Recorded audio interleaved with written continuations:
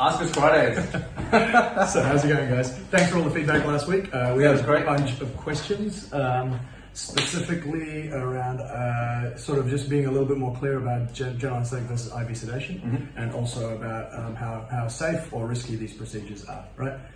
So, just to kind of be clear, if a child comes in and we feel like they're going to be a little bit dental phobic or needle phobic, and we want some options, the types of things we do for all patients, I guess, including children, or all patients, I should say, is we can do some dental treatment in the chair. We can do some With the needle. with the needle, just to warm them up. Yep. We can do the same thing with some laughing gas or nitrous, just to sort of take the edge off a little bit. Goes over the nose. Yep, goes over the nose.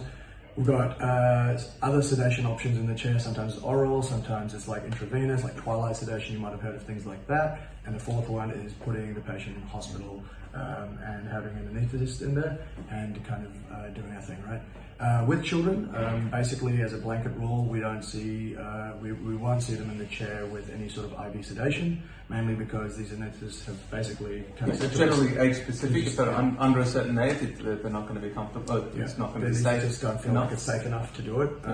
And so, and I guess as far as the risks are concerned, we should, about doing it in hospital, we should say that, like, everything has risks, right? Everything has inherent risks, including dentistry, including walking down the road, including like general anesthetic, right?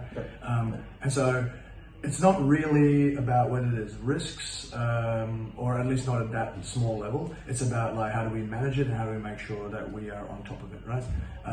And so I think that leads us to, you know... Yeah, so with kids, I mean, those risks are real, but which is why, particularly with kids, we generally tend to jump from that nitrous gas sedation straight to the hospital setting, because the hospital is equipped for those risks in a significantly better way than what you can do in a dental environment. Yeah, and there's also some other ways that I guess we can manage the risk up front. You know, So in the hospital, I mean, particularly, they're in the care of an anaesthetist. So an anaesthetist is a specialist who's been trained 10, 15 years plus, and that's essentially all they do. They're looking after the child in that hospital setting. And often you find these anaesthetists tend to specialise with just working with kids as well. But some of the take-home strategies for parents and to kind of just to remember is that, look, the anaesthetist is going to be extremely thorough with their medical history and being open and upfront to them about any underlying medical concerns is extremely important. Make sure to follow all the instructions, now particularly with fasting. So my brother's an anaesthetist. shout out to Rajiv. And his take-home main concern with most parents is that they don't fast right before the procedure, and it's one of the most important factors. Just because, and as hard as it is for a parent to not feed their child for a period of time, it's extremely important for the child's safety to do it so that everything can go as smoothly as possible in the hospital setting. If complications were to occur, at least they're in the hospital setting, which is where they want to be for treatments, which might be quite complicated. And on top of that, I think the last take-home message was lead by example.